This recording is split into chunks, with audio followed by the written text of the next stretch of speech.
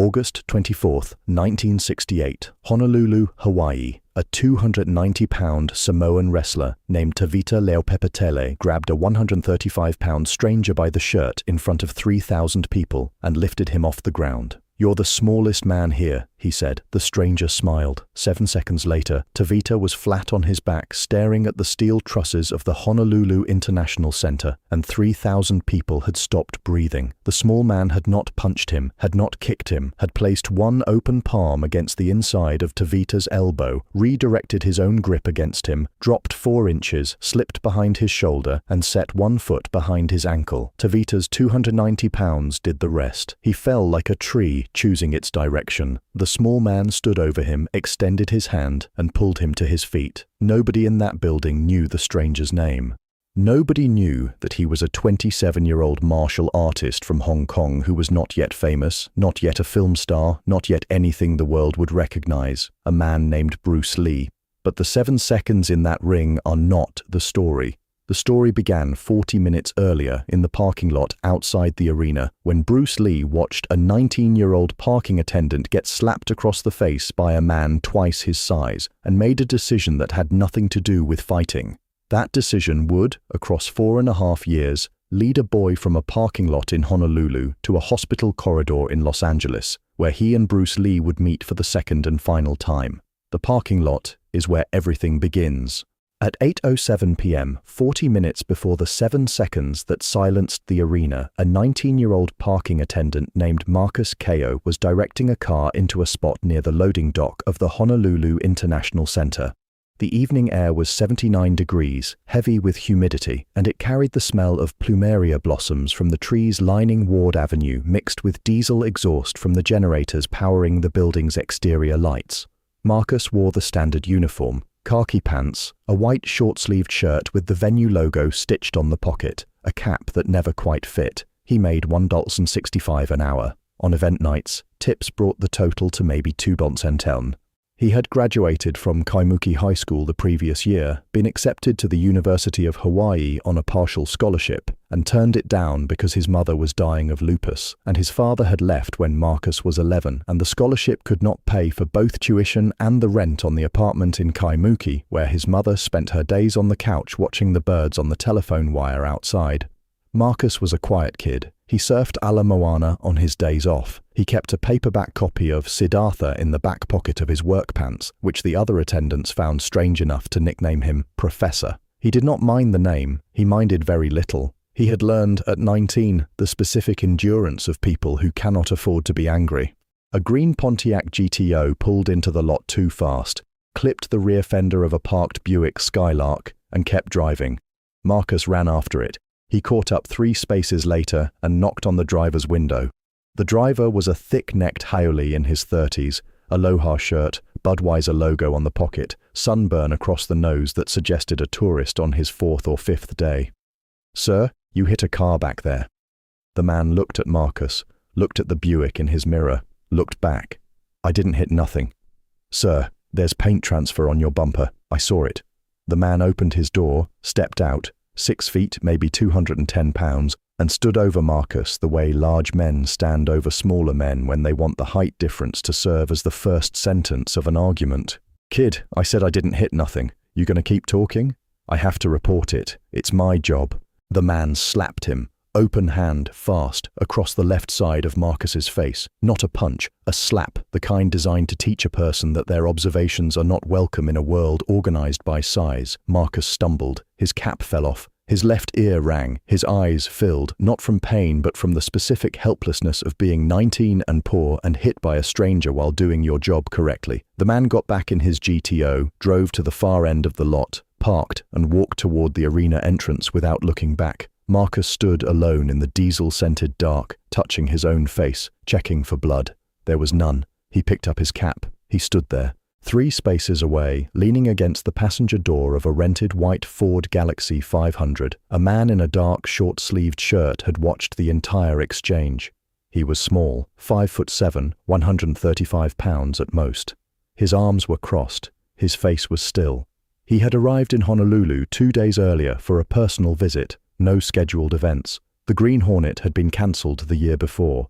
He was 27 between projects, teaching private lessons in Los Angeles to Steve McQueen, James Coburn, and Sterling Siliphant, developing a fighting philosophy he had recently named Jeet Kune Do, and, according to a letter he would write to his friend Taki Kimura, looking for the center of something I haven't named yet.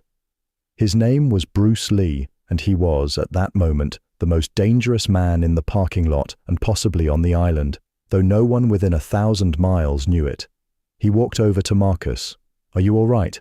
Marcus looked at him. Small Chinese man, dark shirt, calm eyes, a stranger. "I'm fine," Marcus said, the universal lie of people who are not fine. Bruce looked at the Buick's fender, looked at where the GTO had gone, looked at Marcus. "That man hit you," he said, not a question, a witness statement. "He hit a car too," Marcus said. "I was telling the truth."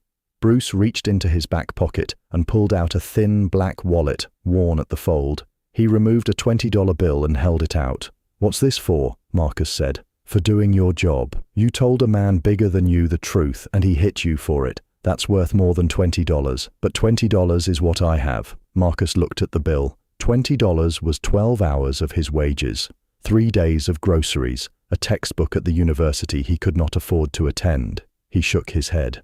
"I can't take that." "Yes, you can." Bruce pressed the bill into Marcus's hand and closed the younger man's fingers around it. He held Marcus's fist for a moment, not a handshake, something closer to a transfer, as if the bill carried instructions. "What's your name?" Bruce asked. Marcus Kaeo." "My name is Bruce." "No last name." "Marcus, are you going inside tonight?" "I'm working until 10. Then I'll watch the show for both of us." He turned and walked toward the arena, the same economical stride, the same hands hanging at his sides but not loosely, the fingers alive, reading the air. Marcus watched him go. He did not know the man's last name. He did not know that the $20 in his hand would, through a chain of consequences as specific as a street address, lead him from this parking lot to a hospital room 4.5 years from now, where he would stand in a doorway and hear Bruce Lee say his name. He put the 20 in his pocket next to Siddhartha and went back to directing cars. Inside the Honolulu International Center, Bruce found his seat, 11th row, left section, and settled into the posture he used in every room he entered.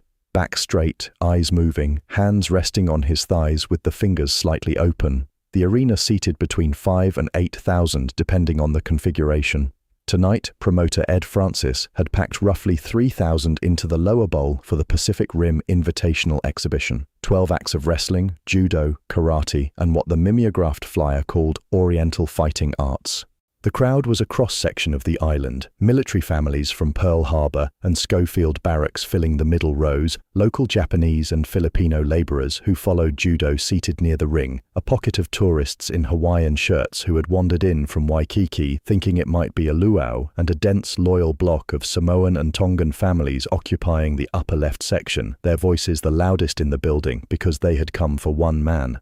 Tavita Leaupepetele was 29 years old, 6'2", 290 pounds, and very little of it was fat. He had grown up in Leon, American Samoa, the youngest of 7 brothers who worked the tuna canneries by day and wrestled on the packed red clay behind the Catholic church in the evenings. By 16, Tavita had beaten every man in Leon willing to face him. By 19, he had crossed to Upolu in Western Samoa and done the same. At 21, he arrived in Honolulu on a one-way ticket carrying a duffel bag and a letter from his uncle to Ed Francis. Francis took one look, the neck as wide as a man's thigh, the hands that could wrap entirely around a coconut, and signed him the following morning. For 7 years, Tavita had been the centerpiece of Francis's Wednesday cards at the Civic Auditorium on South King Street and the Saturday exhibitions at the International Center. He was undefeated in exhibition grappling. He coached youth wrestling at Farrington High School. He sang baritone in his church choir. He sent half his earnings home to Leon every month. His signature was what the regulars called the display. He would invite a volunteer from the audience, lift the person off the ground with one arm, hold them aloft for a 5 count, and set them down gently. The crowd would roar, the volunteer would stagger back with a story, and Tavita would bow while the announcer said, "Ladies and gentlemen, the pride of Samoa." He had done it more than 100 times. He selected his volunteers carefully, never too old, never too drunk, never too small to be pitiful, nor too large to be difficult. He wanted spectacle without cruelty. He was, by every account, a gentleman performing a gentle act inside a violent arena. By the time Tavita's segment arrived, 8th on the 12-act card, the crowd was restless. The judo had been technical and polite, the karate crisp but repetitive. A bow staff exhibition by an Okinawan master had put the military section to sleep. The arena needed energy. Tavita stepped into the ring at 8:47 p.m. wearing black wrestling trunks, bare feet, and a red lava draped across one shoulder. The Samoan section erupted. He raised both arms and began scanning. His eyes moved row by row. He skipped 2 young Marines, too eager, probably drunk. He skipped an older Hale, too fragile. He skipped a large Filipino man who stood and flexed. Too much competition. He was about to settle on a college kid near the aisle when his eyes caught something in the 11th row. A man sitting alone, small, extremely small, 5'7" at most, wearing a dark, almost black short-sleeved shirt buttoned to the second button, dark slacks, leather shoes, dressed as if he had come from dinner, not from the beach. He was not cheering, not eating. He was watching the ring with a quality of attention that was different from everyone else in the building. Not excitement, not boredom, but measurement. He was measuring the ring, measuring Tavita, measuring the distance between them. Tavita pointed at him. The crowd turned. A murmur, then laughter. The size difference was so extreme that the selection felt like a joke. Someone in the Samoan section whistled. A Marine yelled, "Don't kill him, Big T!" The man in the dark shirt did not react. He stood. He buttoned his collar. A curious, deliberate gesture. And he walked down the aisle. The walk was what told the story.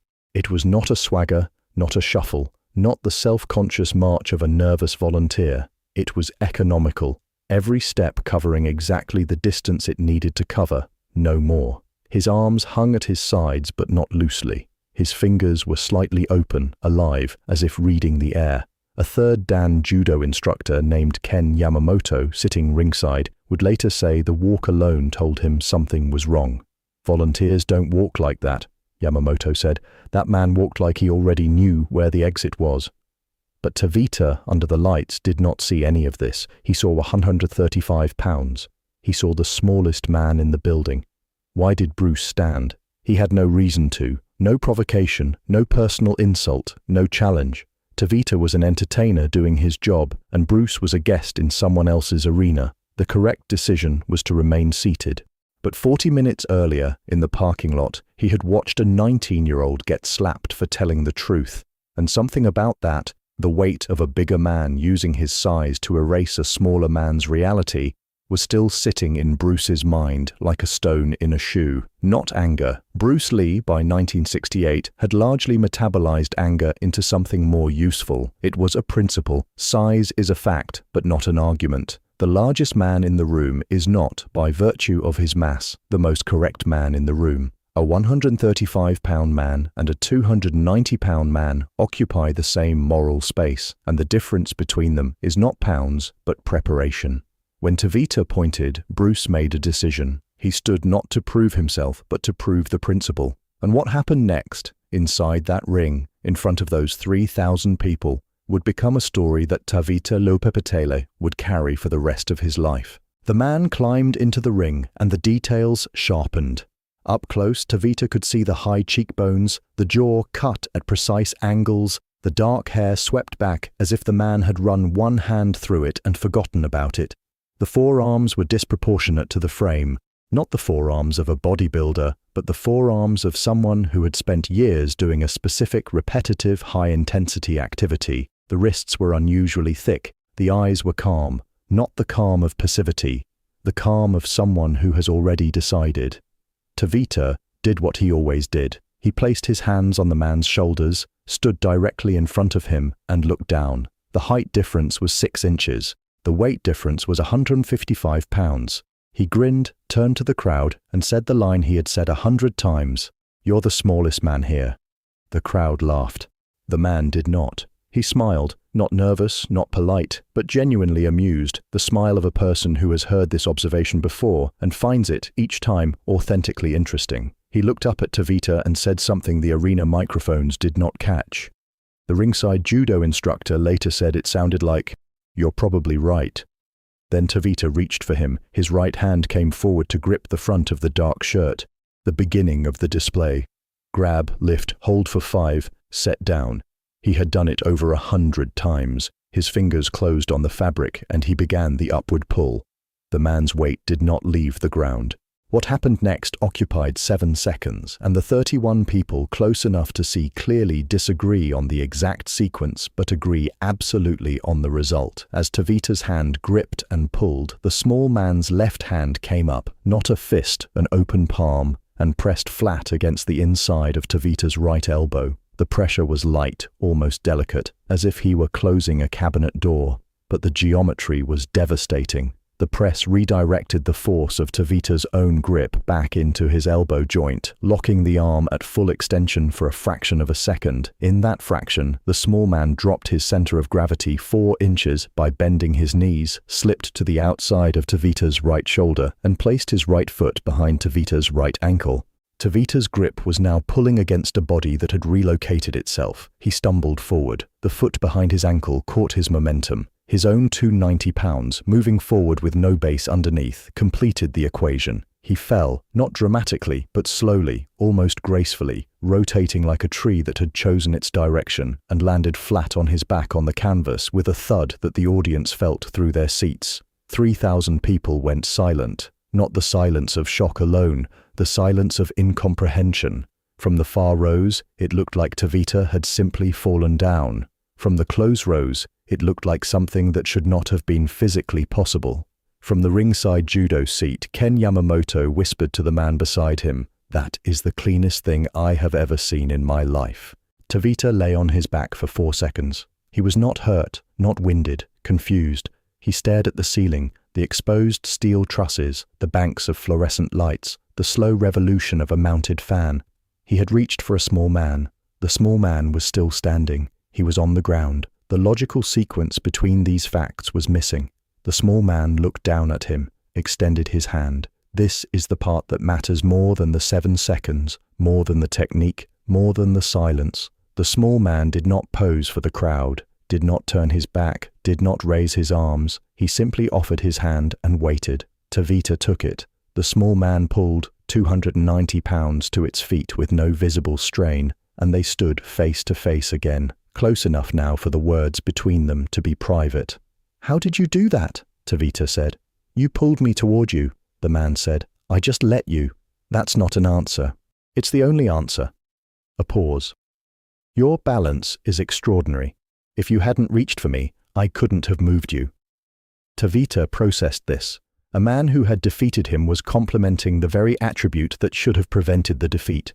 It was not mockery, it was a diagnosis, delivered with the respect of one practitioner to another. "Who are you?" Tavita asked. "Just a visitor." The small man squeezed Tavita's shoulder once, a gesture that said simultaneously, "I see you, and this is finished, and you have nothing to be ashamed of." Then climbed through the ropes, walked up the aisle with the same economical stride, and returned to his seat in the 11th row. The crowd produced a scattered, uncertain applause, not a roar, the applause of people who had witnessed something they did not yet have a category for. The man watched the remaining 4 acts. He clapped politely twice. He left through the Ward Avenue exit at approximately 9:40 p.m. Nobody followed him. Nobody asked his name. That night, lying in bed in their apartment on Lilihar Street, Tavita told his wife what had happened. "Any strong man can knock you down," he said. This man chose not to. He would not learn the small man's name until October 1971, when his 12-year-old son pulled him to the television to watch a trailer for a Hong Kong film called The Big Boss. Tavita looked at the screen, the forearms, the jaw, the eyes, and said, "I know that man." "That's Bruce Lee, Dad," his son said. Tavita sat on the edge of the couch and did not speak for a long time. But the ring encounter, as vivid as it was, is still not the center of this story. The center is what happened to the 19-year-old parking attendant who was holding a $20 bill in his pocket while those 7 seconds unfolded, and what that bill set into motion across the next 4 years. Marcus Kaeo kept the $20 bill for 3 days without spending it. Each night he placed it on the dresser of his rented room in Kaimuki beside Siddhartha and looked at it. It was not the money. It was what the money carried, the fact that a stranger had watched him get hit and had responded not with pity, not with the evaporating kindness of someone who says, "Are you okay?" and keeps walking, but with something material and deliberate. You told a man bigger than you the truth. That's worth more than $20. Marcus had been taught by every structure of his 19 years, the absent father, the dying mother, the unused scholarship, the parking lot, that standing up to bigger forces was not worth anything, that the correct posture for a kid without money or connections was compliance. Keep your head down. Don't tell the man in the GTO he hit the Buick, because the man in the GTO is bigger than you and the world belongs to the men in GTOs. The $20 said otherwise. On the fourth day, Marcus walked into the University of Hawaii's admissions office. He could not re-enroll, he could not afford it. But he asked a clerk named Dorothy Tanaka, 53, originally from Hilo, 22 years in that office, whether there were any campus jobs that might lead to tuition assistance. Dorothy opened a filing cabinet and handed him a mimeographed sheet listing 11 positions. One was a night shift orderly at Queen's Medical Center, the university's teaching hospital, $2.10 an hour, and employees of 12 months or longer could audit one course per semester for free. Marcus applied the next morning. He was hired within the week. He started on September 2nd, 1968, 9 days after the night in the parking lot. He worked 10 p.m. to 6 a.m., mopping floors, emptying bedpans, transporting patients on gurneys through fluorescent corridors, restocking supply closets with gauze and saline and bedsheets. He audited Introduction to Biology in the spring of 1969, Anatomy 101 in the fall. He was promoted to senior orderly in January 1970 and enrolled as a part-time student that same month, 2 classes per semester while working nights. By summer 1971, he had completed enough prerequisites to enter the university's pre-nursing program. By spring 1972, he had transferred to the accelerated pre-medical track. He was 23, surviving on 4 hours of sleep between night shifts and morning classes, eating rice and canned mackerel, keeping Siddhartha on his nightstand and the $20 bill, now soft as cloth from handling, in the top drawer when a colleague mentioned that Cedars-Sinai Medical Center in Los Angeles needed orderlies with hospital experience. The pay was $3.50 an hour. Marcus called, interviewed by phone, and was offered the job. He moved to Los Angeles in November 1972, found a one-room apartment on Wilshire Boulevard with a view of another building's fire escape, reported to Cedars-Sinai's emergency department on November 14th, and began learning the rhythms of a mainland trauma center. The gunshot wounds that arrived in clusters after midnight, the overdoses peaking on weekends, the car accidents with sirens still echoing in the ambulance bay. He was good at his job. He was calm. He was precise. He moved through the ER with the same quality another man had once shown walking down an arena aisle, every step covering exactly the distance it needed to cover, no more. On May 10, 1973, 3,000 miles away in Hong Kong, Bruce Lee collapsed during a dubbing session at Golden Harvest Studios. It was extremely hot. The air conditioning had been turned off to prevent interference with the audio recording. Bruce asked for a break, went to the bathroom, and lost consciousness. He was revived after nearly 20 minutes, taken to Baptist Hospital in Kowloon, and treated by Dr. Langford and neurologist Dr. Wu for what appeared to be a seizure. On May 25th, he was flown to Los Angeles for further examination at UCLA Medical Center. A battery of tests was performed. The doctors pronounced him healthy. The body of an 18-year-old, they said, despite a troubling weight loss to 57 kilograms. They attributed the collapse to severe stress. But UCLA was the primary facility, and Cedars-Sinai had been consulted for secondary neurological evaluation. Bruce Lee spent portions of 2 days in Cedars-Sinai's neurology wing. Marcus Kaeo, working the late shift, was not assigned to his case. He was not a doctor, he was not a nurse. He was an orderly, the person who moved gurneys and restocked trays and kept hallways clear. On the night of May 26, 1973, Marcus was pushing a supply cart through the third-floor corridor of the neurology wing. The corridor was quiet. Most patients were asleep. Then he heard a voice from an open doorway. Not a shout, not a moan, but a calm, measured voice asking a doctor about a test result. Marcus slowed. He looked through the door. A small man sat on the edge of a hospital bed wearing a patient gown, forearms visible below the rolled sleeves, high cheekbones, a jaw cut at precise angles, dark dark hair swept back as if he had run one hand through it and forgotten about it. Marcus stopped. He stood in the doorway for 3 seconds, holding the supply cart, staring at a face he had seen once, in a parking lot 4.5 years ago, on an August night that smelled of plumeria and diesel. The man on the bed turned and looked at him, and then Bruce Lee, 5 years older, 3,000 miles from where they had met, sitting in a hospital bed after a collapse that would prove to be the first warning of the cerebral edema that would kill him in 55 days, looked at a 23-year-old orderly in a doorway and said his name, Marcus. The word landed in the corridor like a stone dropped into still water. Marcus had not spoken, had not entered the room, was wearing a Cedars Sinai uniform with no visible name tag, and yet this man he had met for 11 minutes in a parking lot when the world was different and neither of them had become who they were going to become, said his name as if he had been expecting him. "You remember me," Marcus said. "You stood up to a man in a parking lot," Bruce said. "And you were reading a book. I remember both." The doctor in the room looked between them with the expression of someone who has stumbled into a conversation that started before he arrived. Bruce asked him for a moment.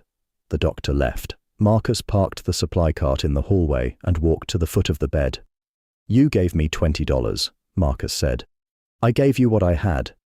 I used it. I went to the university. I got a job at Queen's. I came here. I'm going to be a nurse, maybe a doctor." Bruce looked at him. The same calm eyes from the parking lot, but different now, Marcus thought.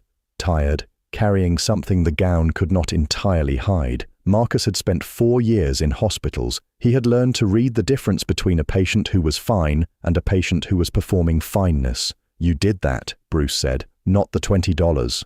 The $20 started it. No, you standing in that parking lot and telling the truth started it. The money was just my way of saying I saw it." They were quiet for a moment. The fluorescent light buzzed. A cart rattled somewhere down the corridor. "Are you all right?" Marcus asked. The same words. The same question Bruce had spoken in the parking lot, returned now across 4.5 years, inverted. The younger man asking the older, the one who had been helped checking on the one who had helped him. "The doctors say I'm fine," Bruce said. Marcus looked at him with hospital eyes. He saw the weight loss. He saw the fatigue. He did not say what he saw. "Is there anything you need?" Marcus asked. Bruce paused. Then, "Is there a place nearby where I can get wonton soup?" Marcus smiled. It was the first time he had smiled in that hospital in weeks. He found the soup. He brought it back. He sat in a chair beside the bed and they talked while Bruce ate. Not about fighting, not about fame, not about the films that had made Bruce Lee the most recognized face in Asia. They talked about Marcus's mother, who had died 7 months earlier, about Bruce's children, Brandon, who was 8, and Shannon, who was 4, about Siddhartha, which Bruce had also read, and whether the river at the end was a metaphor or an instruction. Bruce said it was both. Marcus said he thought it was neither, that sometimes a river is just a river, and a river is enough. They talked for 45 minutes. Then Bruce's wife, Linda, arrived, and Marcus excused himself, and he pushed his supply cart down the corridor and did not see Bruce Lee again.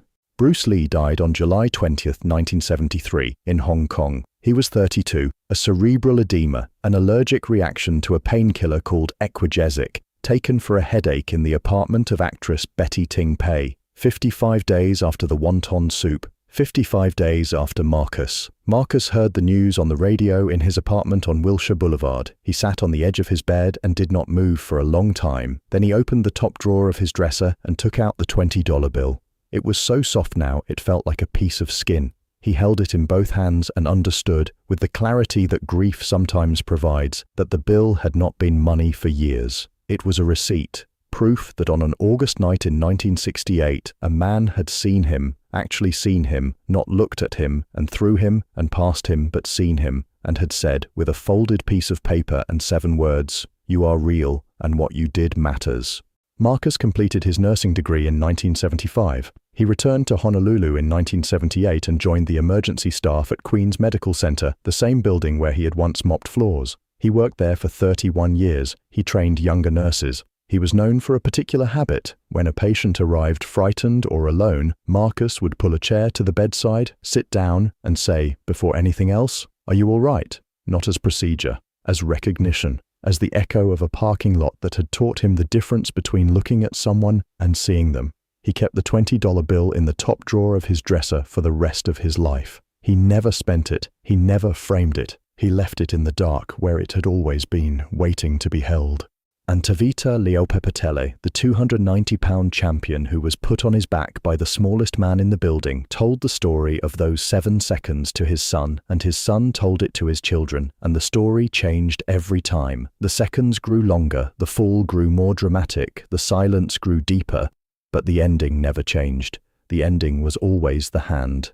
The small man extending his hand and pulling the big man to his feet and squeezing his shoulder and saying nothing that needed to be said because the hand had said everything.